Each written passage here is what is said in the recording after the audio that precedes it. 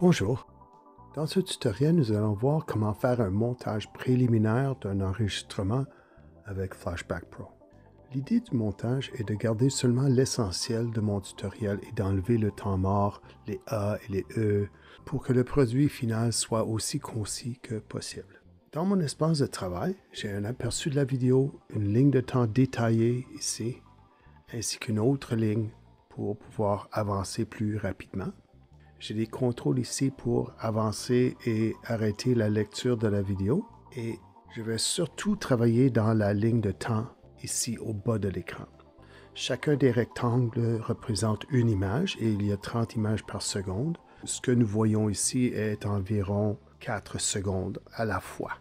C'est ici que la trame sonore m'aide beaucoup à repérer les mots dans la narration et c'est ici que je peux supprimer les parties dont je n'ai pas besoin. Si je fais jouer la vidéo, Bonjour. je vois que c'est ici que je dis bonjour. Cela veut dire que tout ce qui vient avant n'est pas vraiment nécessaire. Pour l'enlever, je vais commencer en sélectionnant ici dans les rectangles toutes les images que je veux enlever. Je vais laisser comme une petite fraction de seconde avant le bonjour. Et j'ai le choix de faire un clic droit et de choisir de supprimer les images, ou je peux simplement utiliser la touche supprimer sur mon clavier. J'ai un avertissement que ceci va supprimer toutes les images sélectionnées et on me demande ce que je veux faire avec tout ce qui vient après la sélection. Est-ce que je veux déplacer vers la gauche ou est-ce que je veux le laisser ici? Moi, je veux le déplacer vers la gauche parce que je veux fermer cet espace vide qui est dans la vidéo. Alors, je peux cliquer ici OK ou je peux faire entrer sur mon clavier. Pour continuer à lire la vidéo, je peux utiliser ce bouton ici, mais je peux aussi utiliser la barre d'espace sur mon clavier. Bonjour. Dans ce tutoriel, pour jouer et pour arrêter. Je continue à visionner la vidéo en cherchant des endroits où il y a des pauses trop longues que je peux enlever, des mots répétés, des endroits où l'écran est en train de charger. Tout ce qui aide à faire avancer le tutoriel le plus rapidement possible pour éviter de perdre l'attention de mon auditoire. En écoutant, dans ce tutoriel, nous allons voir comment... Ici, par exemple, j'ai que je ne veux pas garder. Donc, voici une petite astuce pour enlever seulement certains mots. Si je sélectionne cette partie-là, je peux écouter seulement la partie sélectionnée pour m'assurer que je ne suis pas en train de supprimer quelque chose que je voulais garder.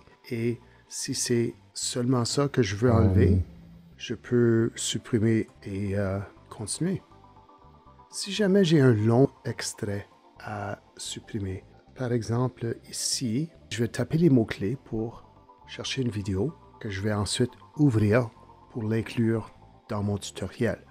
Mais toute la partie où je tape les mots-clés, je cherche quelle vidéo que je clique dessus, je veux tout enlever ça. Alors, une façon plus simple que d'essayer de sélectionner toutes ces images-là avec mon curseur, c'est que là où je commence à taper le mot, à partir d'ici, donc juste avant ça, je mets mon curseur là et je prends en note dans quelle image que nous sommes maintenant. Et ça dit image 357.